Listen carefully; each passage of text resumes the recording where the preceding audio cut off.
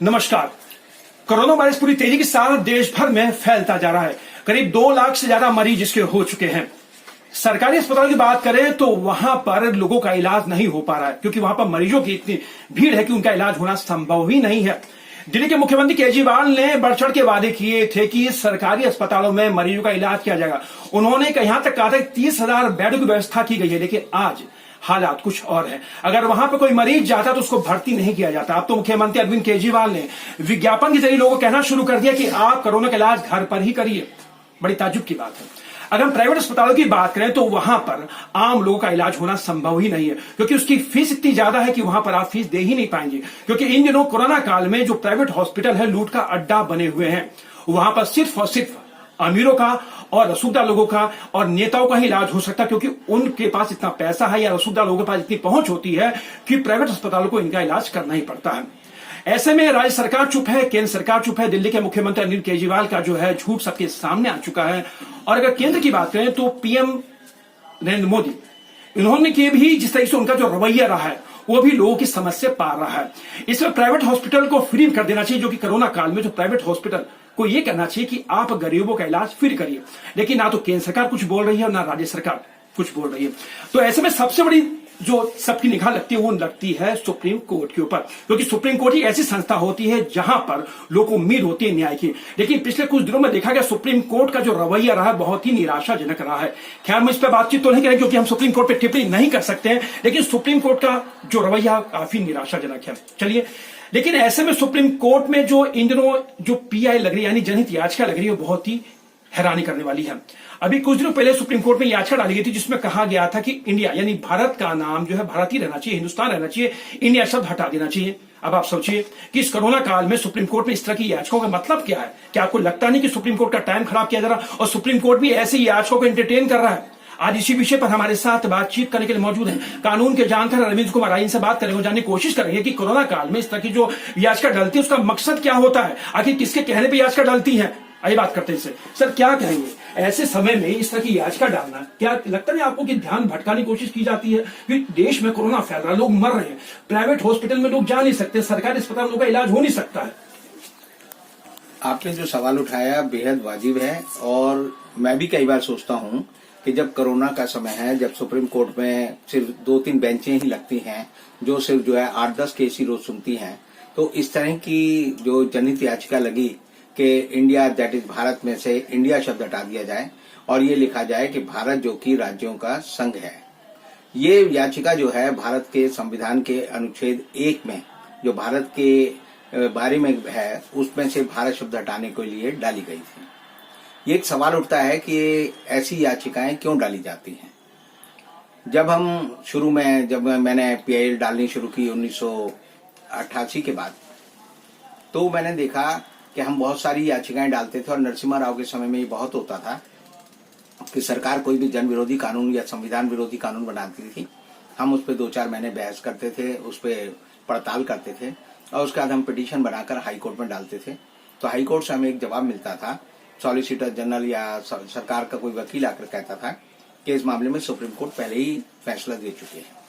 तो हमने इस बात की तहकीकात करनी शुरू की, तो पता चला कि जिस दिन राष्ट्रपति उस केस को या उस मैटर को या उस कानून को नोटिफाई करते थे, उसके 1-2 दिन के भीतर ही वो याचिका सुप्रीम कोर्ट में एक अमुक व्यक्ति था वो डाल देता था। और वो सारी याचिकाएं जो है हाफ बेड होती थी, आधी अधूरी होती थी और उसमें एक प्रेयर जरूरी होती थी कि इस कानून को रद्द किया जाए। तो सुप्रीम कोर्ट इतनी लचर याचिका होती थी कि उसको रद्द कर देती थी और बाद में वो हमारे पांव में बेड़ी बन जाती थी, क्योंकि हमें जो है अगर उस याचिका को लेकर अब आगे जाना है तो या तो हम रिव्यू पिटीशन सुप्रीम कोर्ट में डाल सकते हैं, क्योंकि दूसरी याचिका डालेंगे तो कहेंगे पहले निर्णित हो गई है, और रिव्यू पिटीशन हम इसे नहीं डाल सकते क्योंकि 30 दिन का समय होता है। तो सुप्रीम कोर्ट में 30 दिन में हम नहीं डाल सकते थे। तो अक्सर हमने देखा कि उस केस में सरकार अपने मंसूबे में कामयाब हो जाती थी। ये जो अभी याचिका डली जैसे, तो मुझे इसमें बड़ी अजीब बात ये लगती है कि सुप्रीम कोर्ट जबकि अति महत्वपूर्ण मामले ही सुन सकती है। आपने देखा होगा कि थोड़े दिन पहले एक मनोहर लाल शर्मा ने डाली कि जो मजदूर हैं वो पैदल अपने घर जा रहे हैं, भूखे प्यासे, उनके पास पैसे नहीं हैं, उनके पांव में छाले पड़ गए हैं। तो सुप्रीम कोर्ट ने उसे डांटा और उसकी याचिका पे कहा कि हम तो पे जुर्माना कर देंगे, और उन्होंने उसकी याचिका रद्द कर दी। तो ऐसे समय में सुप्रीम कोर्ट की रजिस्ट्री ने एक ऐसे विषय को लेकर जिसपे कोई बम नहीं गिर रहा, जिसपे कोई संकट नहीं है, तुरंत उसको क्यों एक्सेप्ट किया, यही मुझे बड़ा अजीब लगता है। ये जरूर है कि सुप्रीम कोर्ट के प्रधान न्यायाधीश बोबड़े ने उनको सुना और उन्होंने उसकी याचिका को कहा कि आप इसको लेकर जो है संबंधित विभाग पे जाओ, क्योंकि पीआईएल का एक असूल है कि जिस विभाग के खिलाफ आपको मेंडामस चाहिए, परमादेश चाहिए, रिट पिटीशन में आप जब कहते हैं कि भाई मुझे ये रिलीफ चाहिए डिपार्टमेंट के खिलाफ या सरकार के खिलाफ, तो आपको सबसे पहले पीआईएल में उस विभाग को सूचित करना चाहिए, उसको अपनी मांग रखनी चाहिए। और अगर आप मांग को सुप्रीम कोर्ट में जब भी आप ला सकते हैं जब वो विभाग ना माने, तो उन्होंने उसे सही रास्ता दिखाया, लेकिन ये एंटरटेन हुई, यही अजीब बात है। लेकिन सर आपने देखा कि जिस तरीके से ये कि हिंदुस्तान होना चाहिए, भारत होना चाहिए, इंडिया नहीं होना चाहिए। अब कोरोना काल में जो कोरोना वायरस फैला हुआ है, संक्रमित लोग हो रहे हैं, 2 लाख से ज्यादा मरीज हो चुके हैं, और ऐसे में अगर आप इस तरह की याचिका लेके आ रहे हो तो याचिका डालने वाले को सोचना चाहिए कि साहब मैं क्या याचिका लेके आ रहा हूँ, क्योंकि देश में लोग मर रहे हैं, लोगों का इलाज नहीं हो पा रहा, तो आपको ऐसी याचिका डालनी चाहिए कि तो प्राइवेट हॉस्पिटल के खिलाफ आपको याचिका डालनी चाहिए, आपको सरकारी अस्पताल के खिलाफ याचिका डालनी चाहिए। लेकिन आप ऐसी याचिका लेके आ रहे हैं, इसका कोई मतलब ही बिकॉज सरकार की याचिका है। देखिए ऐसा है, हर याचिका के पीछे एक मोटिव होता है। अब मोटिव ये भी हो सकता है कि देश में सुधार करना है, और एक मोटिव ये हो सकता है कि सरकार को बचाना है। आप देखेंगे कि जो मोदी सरकार है वो हेडलाइन को मेंटेन करने की एक बड़ी एक्सपर्ट सरकार है। अभी एक हथनी को लोगों ने जो है अनानास में आप देखेंगे कि पटाखे खिला दिए, और उस पे जो है केंद्र के मंत्रियों के बयान आ रहे हैं। प्रकाश जावड़ेकर कह रहे हैं हम इसकी जांच करेंगे, जांच रिपोर्ट दो। यानी आप देखेंगे कि सरकार ने नॉन इशू को इशू बना दिया। इसी तरह जब ये याचिका डली तो उससे पहले, एक हफ्ते पहले ट्विटर में आने लगा, फेसबुक पे आने लगा, व्हाट्सएप पे आने लगा, अखबारों में आने लगा कि ऐसी अमुक याचिका डाली गई है और इसका समर्थन करें, फलाना करें, ढिमका करें, ताकि लोगों का ध्यान जो है कोरोना की बीमारी से और कोरोना की बद इंतजामी से लोगों का ध्यान भटका रहे, और भटकाने के लिए ये याचिका डाली गई थी, मैं ये कह सकता हूं। और इस बारे में इस तरह की जो और बातें आती हैं उससे देश का ध्यान भटकता है, और ये दरअसल एक ओछी राजनीति है और कुछ नहीं। सर अभी आपने कहा कि ध्यान भटकाने के लिए कह भी सकते हैं इसको, हालांकि सुप्रीम कोर्ट में कुछ जजमेंट नहीं दिया। सुप्रीम कोर्ट ने कहा कि आप केंद्र सरकार को इस पर ज्ञापन दीजिए। लेकिन सर सबसे बड़ा सवाल खड़ा होता कोरोना काल के अंदर कि जो सरकारी हॉस्पिटल है, जबकि दिल्ली के मुख्यमंत्री अरविंद केजरीवाल ने इतने बढ़ चढ़ के वादे किए थे कि आपको वहां जाएंगे, सबका इलाज होगा, 30,000 बेड तक के इंतजाम किए थे, उन्होंने 555 की उन्होंने उदाहरण दिया था। लेकिन आज सरकारी हॉस्पिटल की जो है स्थिति बस से बदतर है, वहां पर लोगों को भर्ती नहीं किया जा रहा है। अभी पिछले दिनों हमारे जानकार की तबियत खराब हुई थी, उसको कोरोना हो गया था, तो एक प्राइवेट हॉस्पिटल 15 लाख रुपए मांगे, और प्राइवेट हॉस्पिटल इस समय जो है लूट का अड्डा बने हुए। सरकार चुप है, केंद्र सरकार चुप है, आखिर क्या वजह क्या है? केंद्र सरकार राज्य सरकार चुप क्यों है? क्या इन प्राइवेट हॉस्पिटल के आगे उन्होंने घुटने क्यों टेक रखे हैं? देखिए ऐसा है, केंद्र सरकार और या केजरीवाल की सरकार ये जो है भाषणवीर है। ये बड़े बड़े विज्ञापन दे देंगे, बड़े बड़े वादे कर देंगे। जैसे मोदी जी ने कहा आयुष योजना है, आपको 5 लाख तक का बीमा मिल जाएगा, आपका 5 लाख तक का इलाज हो जाएगा। उससे पहले उन्होंने कहा कि लोगों का में हम जो है 11 रुपए रोज दो, आपका हम बीमा कर देंगे, 5 लाख का बीमा हो जाएगा। लेकिन ये योजनाएं कभी धरातल पर उतरती नहीं है। इन लोगों को ये नहीं पता कि हमें सरकार का काम है कि लोगों को बेहतर जीवन देना, और जो प्राइवेट हॉस्पिटल हैं उनपे इनकी मनमानी, प्राइवेट हॉस्पिटल की मनमानी से चल रही है, क्योंकि वो पैकेज बना के दे रहे हैं आजकल, कोरोना का पैकेज।